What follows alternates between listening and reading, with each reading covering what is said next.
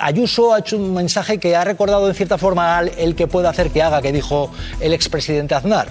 Esther Yáñez ha notado esto y decía, es bueno ponerlo sobre la mesa. ¿Por qué? ¿Qué ha ocurrido entre Ayuso recordando a lo de el que puede hacer que haga? ¿Sí?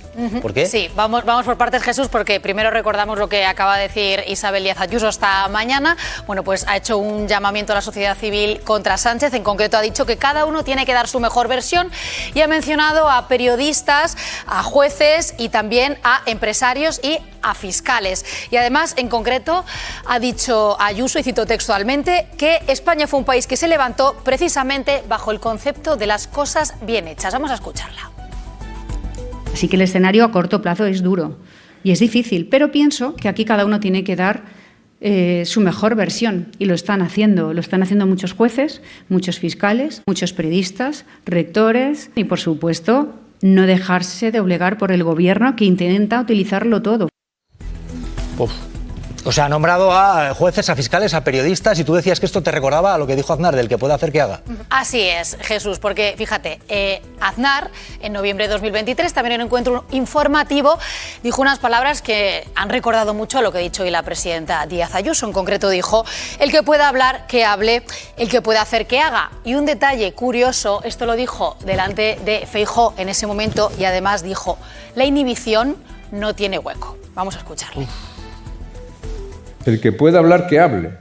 El que pueda hacer, que haga. El que pueda aportar, que aporte. El que se pueda mover, que se mueva. El que pueda intentar, cada uno en su responsabilidad, tiene que ser consciente de la situación de crisis en la que estamos. Bueno, pues ahí estamos. Javier Aroca, Marisol Hernández, os pido opinión sobre esto. Sí, yo primero me parece una torpeza autoinculpatoria de la señora Díaz Ayuso. Sí, es decir, bueno, al final yo estoy pidiendo lo mismo que el señor Aznar. Ya, pero se han nombrado a jueces, a fiscales, sí, claro, a periodistas. Bueno, ella ha concretado. Lo primero fue un llamamiento en abstracto y ella ha concretado ya quién ha contestado al llamado del señor Aznar. Luego, por tanto, se está inculpando de algo que yo creo que corresponde a una especie de internacional de la tristeza, de la melancolía, de la impaciencia democrática y también una internacional del golpismo suave, no diré de momento duro, pero sí de suave, porque evidentemente las cosas en democracia no se hace así. Se hace haciéndolo bien, incluso un cónclave, para que luego la gente te vote, no moviendo unos peones para que te muevan el avispero político que tú eres incapaz de mover. Y por cierto, a la señora Ayuso le ha faltado citar a dos, aparte de todo lo que ha citado. Le ha faltado citar a los ladrones de cobre y a los de los alicates del apagón eléctrico, porque ya hubiera sido maravilloso que lo hubiera citado. Claro, lo que pasa es que citar a los jueces puede tener su aquel, Marisol, porque imagínate que, por ejemplo, cita a los que están investigando lo de su pareja. También hay una justicia investigando lo de su pareja. Me da que está citando a otros, ¿no? Bueno, pero Marisol.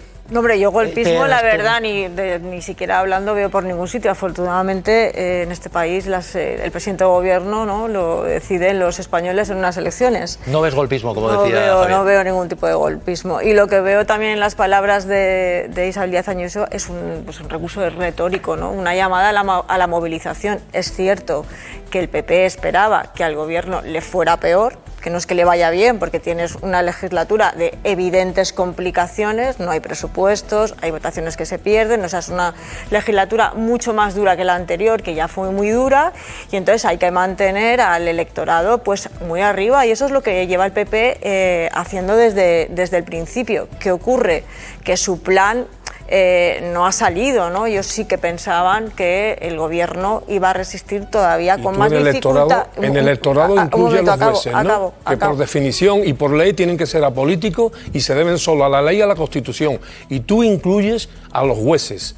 Digo porque está subrayando como electores el papel de los jueces detrás de las palabras de Díaz Ayuso. A mí me parece, no digo lo que tú dices, sino lo que ha dicho esta señora me parece una indecencia. Involucrar políticamente a los jueces en la guerra política, eso es golpismo suave, lo vuelvo, insisto.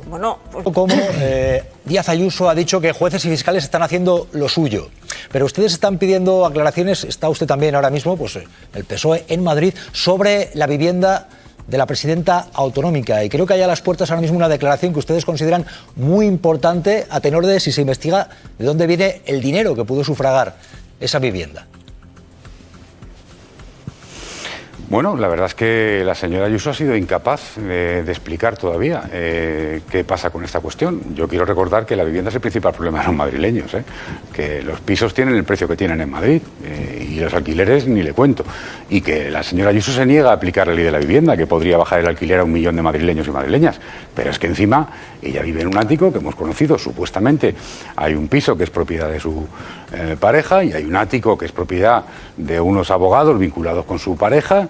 Esto es lo que se dice, incluso se contó que había unas obras que luego se quedaron a media, no sé si se han regularizado, para unir el piso y el ático, y la propia Ayuso hace 2 años, si no recuerdo mal, en algunos medios contaba ella que se había cansado de pagar alquiler y que se había comprado un humilde ático de 1 millón de euros para vivir en Madrid, ¿no? Y sin embargo no declara ninguna vivienda, como hacemos todos los responsables políticos, que tenemos que declarar nuestro patrimonio, nuestra renta. Bueno, por lo tanto, creo que alguna explicación hay que dar ahí, ¿no? Porque el caso, desde luego, es verdaderamente raro y hasta ahora no ha habido ninguna explicación. Muy bien, buenas tardes. Bueno, hay un clima en el que el Partido Popular convoca un congreso que adelanta y está diciendo que hay una situación caótica, que a ustedes como gobierno la situación se les ha ido de las manos y que tenemos que ir a elecciones ya. Y se nombra esto de Ábalos, se nombran los apagones, se nombran los problemas con los trenes. Se habla de caos. Ustedes ahora mismo son incapaces de controlar una situación caótica, según dice el Partido Popular y Vox. Bueno, hoy de lo que se habla es del run-run, que decía Ayuso que había en el PP, que había run-run y que mejor convocar un congreso cuanto antes, decía Ayuso esta mañana, y ha tardado poquito el señor Feijóo, ¿no? Mire, hay una realidad de un país con datos objetivos, empíricos, científicos y contrastables. Hoy en España hay casi 22 millones de personas afiliadas a la Seguridad Social. Hoy récord histórico. Por cierto, les recuerdo que el señor Rajoy soñaba con llegar a 20 y estamos casi en 22. Hoy en España hay más de 10 millones de mujeres con empleo. Hoy en España hay más de 2 millones de personas que cobran el salario mínimo, que hoy ganan 6.000 euros más al año de lo que ganaban con el gobierno de Rajoy. Hoy en España hay 12 millones de pensionistas que ven cómo sube su pensión según suben los precios, según sube la inflación, mientras se rellena la hucha de las pensiones. Y todo eso reduciendo la deuda, reduciendo el déficit. Esa es la realidad de un país que usted puede ver en los atascos, que puede ver en los restaurantes llenos y en las reservas de verano, que bate récords de turísticos. Esa es la realidad de España. Y luego hay una derecha a la que se le hace muy larga la oposición, sufre mucho y trata de instalar todo el rato un ruido insoportable en torno a polémicas, muchas de ellas basadas en bulos y en fake news, que no se corresponden con la realidad del país. Yo le estoy dando datos que son objetivos. Oiga, la tasa de paro juvenil de este país es la más baja en los últimos 15 años. Que yo sepa, a los españoles lo que nos preocupaba era tener un empleo. El paro siempre fue la principal preocupación. Son datos objetivos. Y lo que hay es una derecha, lo lamento, que ha abandonado su posición. Fíjese, vi a gente del PP el sábado en Colón, manifestándose en esas manifestaciones fachas que hay en Colón, que cada vez hay menos gente, y no vi a nadie del PP el domingo en Callao para defender Europa. Bueno, pues esta es la realidad del país, un país que avanza y una oposición completamente desnortada. Pero entonces, ¿por qué la oposición está describiendo una situación caótica? ¿A qué cree que se debe? Porque ellos sí dicen que la situación a ustedes se les ha ido de las manos y Tellado, por ejemplo, acabamos de ver hace un rato, habla literalmente de caos. Pero si es que el discurso del señor Feijóo desde que llegó, si es que yo recuerdo que hace 3 años el señor Feijóo llegó porque decía que la política era muy infantil, no sé si se refería al señor Casado, y él venía con que iba a hacer una política de Estado, con grandes acuerdos. 3 años después, los únicos acuerdos que ha hecho el señor Feijóo han sido con Vox, con la ultraderecha. Por cierto, yo escucho al señor Feijóo todos los días y veo que cabalga sobre discursos de la ultraderecha, sobre la realidad que quiere instalar manos limpias, hazte oír los discursos de Vox.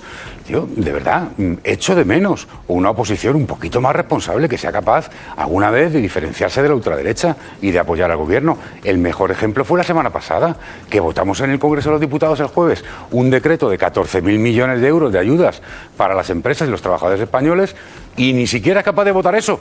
Pero bueno, ¿pero en qué cabeza cabe? Yo verdaderamente creo que desde luego el señor Feijóo, la única aportación que le ha hecho a la política española ha sido pactar con la ultraderecha. No se le recuerda más. Había que ir al Congreso y después Feijóo ha anunciado y ha comparado además el Congreso del PP con el cónclave para elegir al Papa, pero eso lo veremos después. Primero, Ayuso decía esto. En el momento en el que run run conviene. ha comenzado ese run run con el Congreso y ahora pues yo creo que ya una vez que ha empezado el run run, ahora sí que hay que, yo creo, acelerarlo porque si no, al final pues opina aquí todo el mundo, menos los protagonistas. Conviene, ha dicho Ayuso a primera hora de la mañana, después Feijóo en la Junta Directiva que la tenía convocada, ha comparado esta convocatoria con el cónclave para elegir al Papa, con lo cual van a Congreso del PP. Feijóo. Vamos a pasar del cónclave del Papa al cónclave del PP. Estamos a punto de arrancar un nuevo ciclo electoral y vamos a estar preparados. España necesita con urgencia un tiempo nuevo y tenemos que estar listos para liderarlo. Bueno, pues este es el ambiente. Se habla de que hay que ir a elecciones ya, un tiempo nuevo, hay que estar listos. El cónclave del Papa comparado con el Congreso del Partido Popular. Javier Gallego, Javier Aroca, amónimo Javieres, vamos con ello. Y sin embargo, amigos.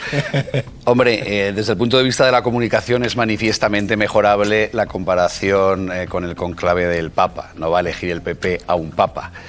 Es verdad, como dice Esther, que lleva mucho tiempo sin hacer un congreso, que ahora, pues si pudiera haber unas elecciones que serían muy lógicas... ¿Crees que es lógico que hubiera elecciones ya? Es que, vamos a ver, no es porque las pida una oposición, es que cuando un gobierno lleva 2 años sin poder presentar presupuestos, sin tener una mayoría parlamentaria que le apoye, el propio gobierno en cualquier otro país habría ya presentado, aprobado la convocatoria de elecciones. Por tanto, es lógico que ante la situación la oposición pida sobremanera la convocatoria de elecciones para desatascar una situación de ingobernabilidad. Javier, y a esto añadimos, Javier, ese dato también decía Tellado, la situación es de caos, esto es ingobernable. Es que no... Pero está diciendo, ¿tú crees que hay motivos para unas elecciones ya? Vamos a ver, cuando fallan todos tus efectivos de toda naturaleza, incluidos los que no te pertenecen directamente a ti, luego nos lo aclarará la señora Ayuso, tú mueves todas tus posibilidades y la última es instaurar el pensamiento triste, ¿no? Es decir, decir que todos estamos muy tristes, que las cosas van fatal, que aquí no funciona nada, pero nada se corresponde ni con esta, por ejemplo, lo que dice la prensa internacional, que ponen de modelo a España como modelo económico, como modelo envidiable y como modelo del bienestar. No es verdad que el gobierno esté inactivo, ni el Parlamento tampoco. Se están aprobando leyes y medidas que son muy beneficiosas para la generalidad de la gente de este país, del Estado. Otra cosa es que no sean buenas para la generalidad de los militantes o de los simpatizantes del Partido Popular y de sus miembros, ¿no? Pero fíjate que esto me recuerda a mí mucho. Aparte que empezaron muy pronto, claro, no es que de pronto le haya dado una venate de tristeza con España, no. Es que desde el primer día están diciendo que este gobierno es ilegítimo. Desde el primer momento. La misma técnica que empleó, por cierto, el señor Trump. Y esto me recuerda mucho a Aznar. ¿Te acuerdas? ¿Os acordáis cuando decía, váyase, señor González? ¿Quién le iba a decir al señor González, hoy pariente suyo, porque son parientes cercanos, tienen un parentesco bastante profundo entre los dos, le iba a decir que al final iban a ser amigos? Cuando el señor Aznar le decía todos los días al señor González, váyase. Lo mismo que dice este Partido Popular. Bueno, que la oposición, no tiene argumentos de oposición, sí. Y como no tiene argumentos de oposición, Javier, se instala en el pensamiento triste y en empujar a lo que no existe. En una situación como la actual en España, tú hablas de leyes, que se aprueban leyes. La principal ley que marca todas las políticas y que es clave en cualquier gobierno es la ley de presupuestos. Además, hay otras muchas leyes que este gobierno no puede sacar adelante, Javier, porque no tiene mayoría parlamentaria. Que el dato mata el relato, sí creo en eso. Y has dicho que este gobierno no tiene mayoría parlamentaria, te voy a dar el dato. No tiene. Para aprobar la ley de presupuestos tiene mayoría parlamentaria. Este gobierno carece de mayoría parlamentaria. Te voy a dar el dato. No, he dicho para aprobar hasta el 5 de mayo, presupuestos. déjame darte el dato. Hasta el 5 de mayo, es decir, hasta la semana pasada, de las 1.113 iniciativas legislativas, votaciones que hubo en el Congreso, el Partido Socialista, es decir, la mayoría parlamentaria, aprobó 992 y perdió 121. Parece que sigue teniendo mayoría parlamentaria. Primero, en el cónclave el humo sale por fuera. No sabemos si hay humo dentro, que eso también sería una incógnita. Segundo, hombre, en el cónclave último ganó la mayoría progresista. Y en el cónclave último impidieron entrar a los cardenales corruptos. Lo digo por si quiere tomar nota todo del último cónclave. Ya, bueno.